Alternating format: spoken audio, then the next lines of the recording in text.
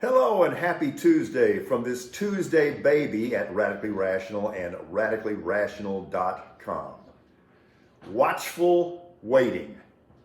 We are all in watchful waiting mode today. And no, thank God this has nothing to do with prostate trouble. Unless, of course, you want to consider his orangeness, Donald Trump, as a metaphor for national chronic prostate issues. That kind of works for me. So today could end up being an historic day in America, or it could be a complete never mind, a total nothing burger. We'll have to find out. The one thing we know, though, is don't you get the feeling that Donald Trump just desperately wants to be arrested? Because he never wants to miss an opportunity to portray himself as an innocent, persecuted victim, which he is not. And the reaction from the GOP, the group of prevaricators, totally predictable and completely disgusting. So they're telling us that any attempted prosecution of Donald Trump on any subject is motivated by nothing other than political concerns, and every attempted prosecution can be written off as such and should be. That makes sense. So this has nothing to do with overwhelming evidence that there is probable cause that this former president has committed serial felonies, including sedition. That has nothing to do with this. Evidence be damned. It's all political. These lackeys make me sick, and Kevin McCarthy is particularly noxious. Guess what? It's good to be the Jolly Roger. The Jolly Roger's going to get another contract extension. Seems like he gets one about every 90 days or something like that. And here's the thing. Regardless of what issues you, I, anybody else has with the Jolly Roger, the truth of the matter is he has succeeded spectacularly on the one and only metric that his bosses care about, making mountains of money for the NFL. He's been great at it.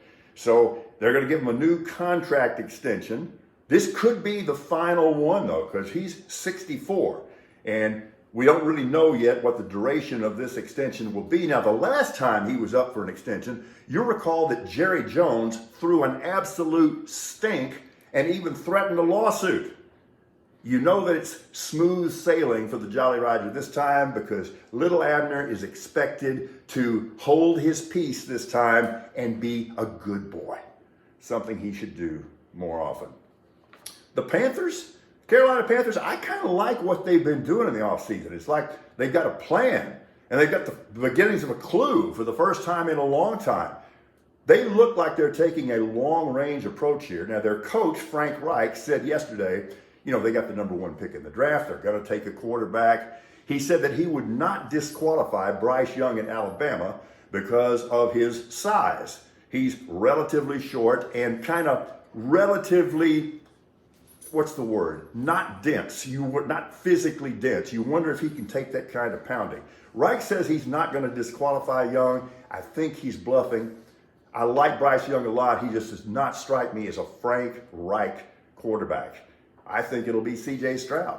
But at any rate, the one thing we know is Andy Dalton will start the season as their starter, and that's a good thing. Proof again that they know what they're doing. You get the feeling that Dalton Schultz, the now former Cowboy tight end, kind of overplayed his hand a little bit. He ends up signing a 1-year deal with the Texans for $9 million. So he'll try to break the bank with somebody else again next year.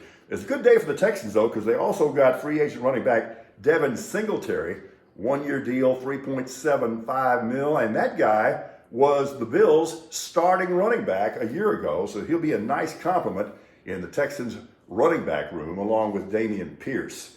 But speaking of the Texans, do you really think that their left tackle, Laramie Tunsil, deserves to be the highest paid offensive lineman in the NFL, although it was just kind of his turn? It was up there. But here's the thing. Yeah, he's got some skills. Yeah, he can protect. But every time I see that guy, all I hear is false start, number 78, offense. And you get $75 million for that? Nice work if you can get it. Now, Cowboy fans, the more I think about this acquisition of receiver Brandon Cooks, the more fired up I get. If they stay healthy, that is going to be quite a receiving core for the Cowboys next year. I can be a little bit of a sap sometime. For whatever reason, I'm pulling for Baker Mayfield in Tampa. And yes, I'm pulling for Cam Newton, who's trying to get back in the league after a one-year absence. He's going to throw at the pro day of his alma mater, Auburn, today. And I wish him well. Magic Johnson, reportedly part of a group that's trying to buy the NFL's Washington Commanders. That's fine with me. Somebody buy him. Anybody buy him. Just get him out of the filthy hands of Dan Snyder. Congratulations, St. John's University. Rick Pitino is your problem now. Okay? Be careful what you wish for. Hoop, I got to give it up to him, college hoop. This isn't just March Madness this year. This is utter chaos. And it's fun. You know, being a number one seed is not all that it used to be, apparently.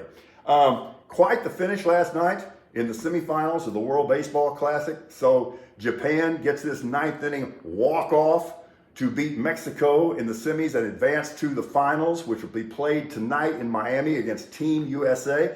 And yes, I will look in for this reason only. When you think about it, late in that game, there's a pretty good chance that could be Shohei Ohtani facing Mike Trout for the World Championship. That'll play. Watchful waiting. Watch your backside. We are radically rational.